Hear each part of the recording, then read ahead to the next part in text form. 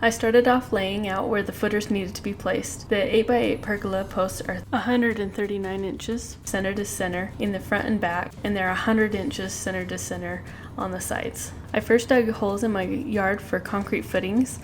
You need to look up on your local building codes how deep you need your footings to be. For my area, I need to be at least 30 inches deep. So I dug holes for a 12-inch footing tube that was 36 to 40 inches deep. For my footings, I used 4 12-inch diameter concrete form tubes that I cut to the height of my footing holes. Then I placed the form into the hole and tried to level the forms between all of the holes. I used my little laser level for this part, and it really helped to be a little bit later at night so I could actually see the red line. Preparing and pouring the footings made me the most nervous because I knew if I got this wrong, I would have a hard time all the way through the project. So I measured 3 or 4 times just to make sure that everything was right. For the 4 footings, I needed 15 bags of 80-pound concrete mix. I used my handy Harbor Freight mixer to mix the concrete, but a wheelbarrow and elbow grease work fine too.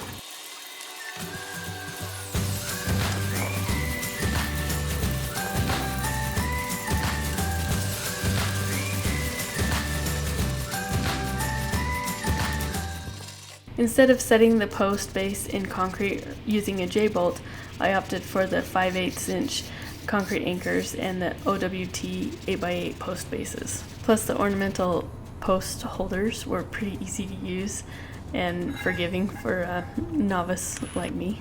I remarked the desired post outside corners and marked the base plate location.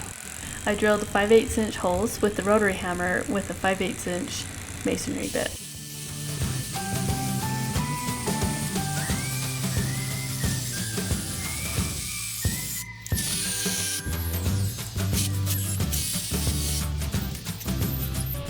Then place the 5/8 inch by 7 inch anchor in the hole and tap that down with a hammer.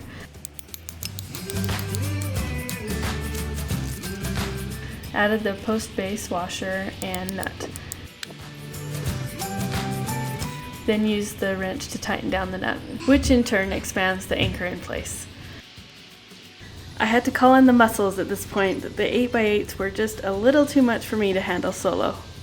The OWT ornamental wood tie post bases made it really easy to set the posts on the base. However, the nut from the concrete anchor stuck up a little bit, so I had to make sure I drilled a 1.5 inch diameter hole about 1.5 inches deep in the center of the bottom of the post. I put a couple of the OWT plates on the sides of the post base and then placed the post on the center and secured the 4 plates onto the post with the included structural screws.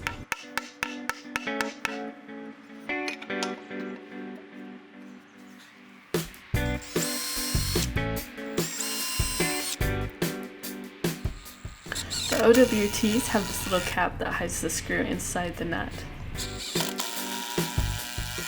Next up was getting all the beams ready to be installed. I really wanted a pergola that had a bit of a wow factor, so I used 2x12 inch beams and I cut a nice little arch shape into it, and I think that really adds to the character of the pergola.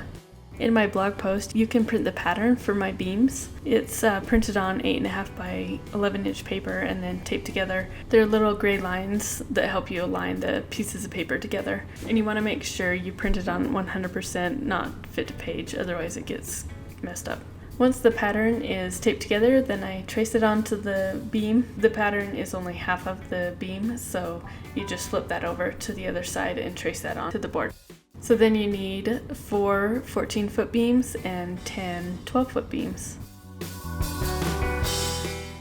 Once I trace the pattern onto the beams, I use the jigsaw to cut it out. The jigsaw cut really well, except I did get some blade flaring out, created kind of an angle cut that wasn't ideal. There may be more robust jigsaws out there that wouldn't have the blade flaring, but this worked and it turned out fine.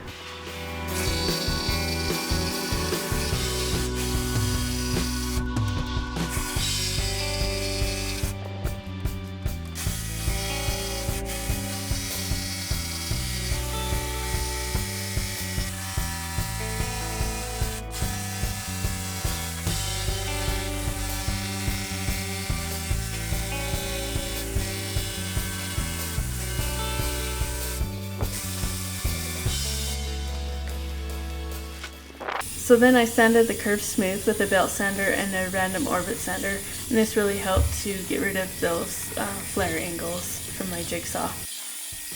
I had some surface defects on my boards, so I ran them through the planer. Otherwise, I would have left the boards rough cut.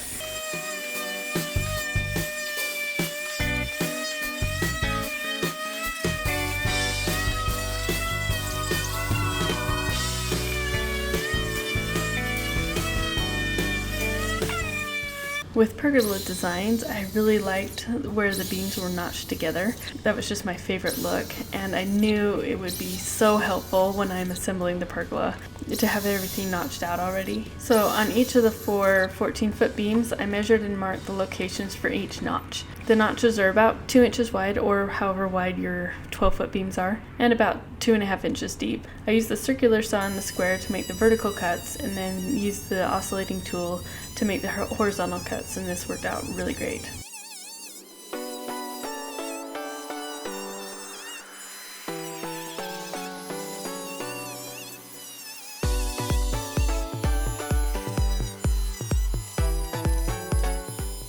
My 12-foot boards varied a little bit on the board widths, but I wanted to make sure the tops were level once assembled and lining up one end flush with each other.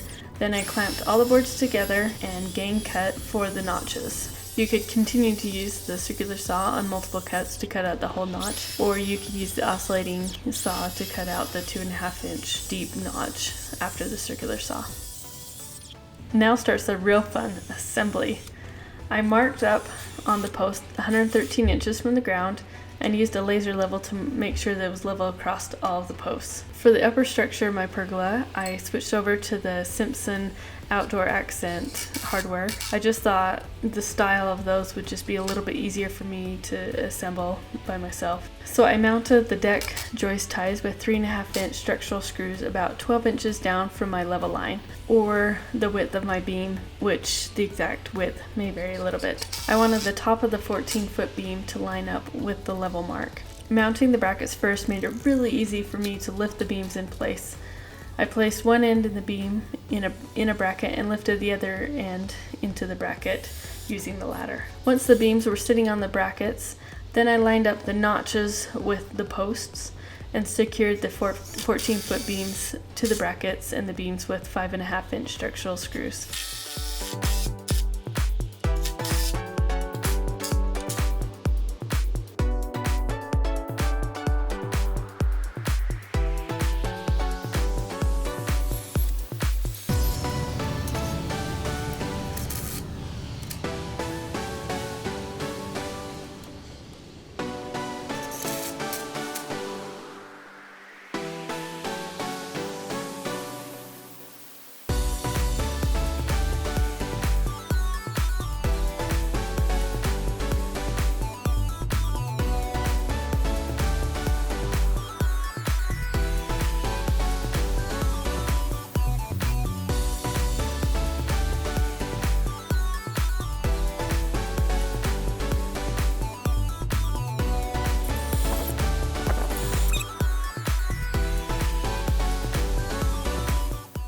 So once all four of the 14-foot beams were attached, then I could move on to the 12-foot beams. So if I place the one end of the 12-foot beam onto the 14-foot beams, then I could lift the other end on top with the ladder. Then I could line up the notches and drop it into place.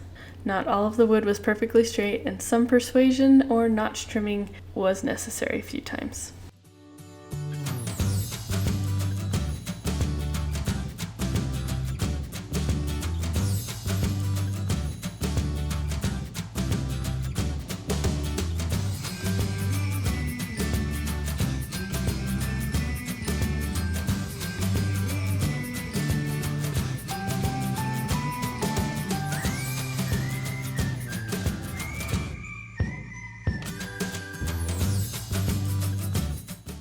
So I placed the 12-foot beams on top of the 14-foot beams and lined up the notches in the beams. Sometimes this was a lot easier than others, and sometimes I needed a little extra persuasion. I used the 5.5 inch structural screws with the ornate washers to secure the 12-foot beams to the posts. I used 2 screws on each side of the 12-foot beams that butted up to the posts.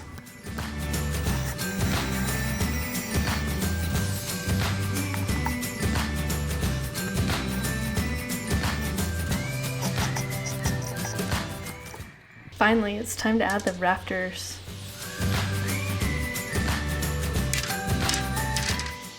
Start the rafters 2 inches from the ends of the 12-foot beams, and then each side of the rafter will hang over about 8.5 inches.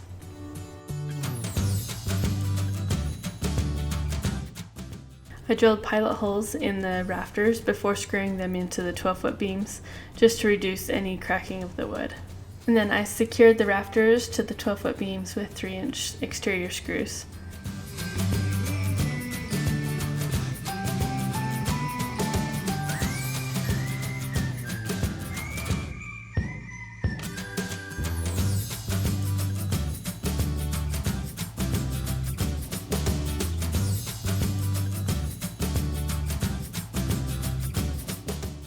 Then I spaced the rafters about 4 inches from each other.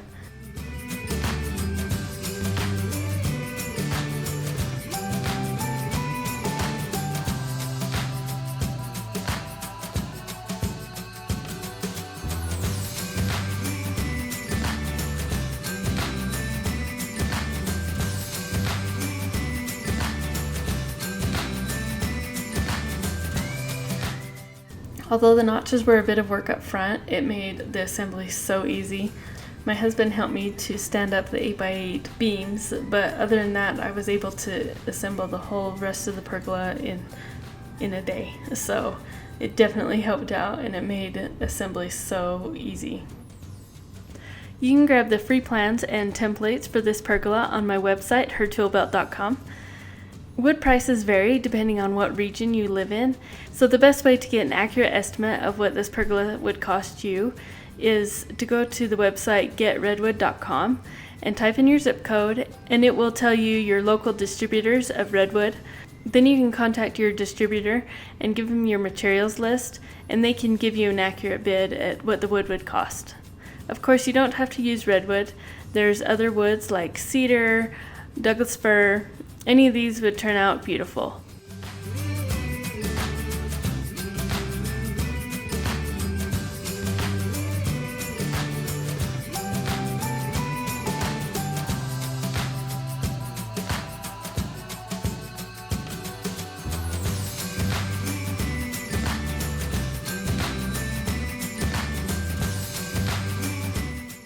Thanks again for watching, and please hit the subscribe button below. Have a great day.